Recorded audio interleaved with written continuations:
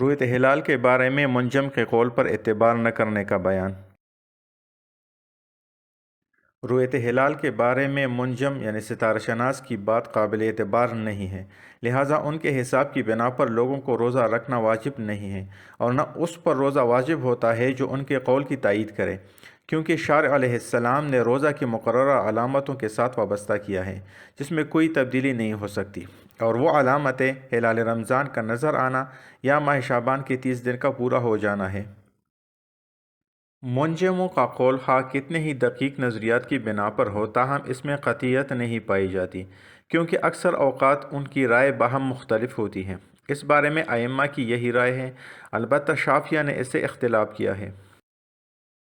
شافعیہ کہتے ہیں کہ منجم کا قول اس کے اپنے حق میں اور اس کے حق میں جو اس کے قول کو تسلیم کر لے مان لیا جائے گا۔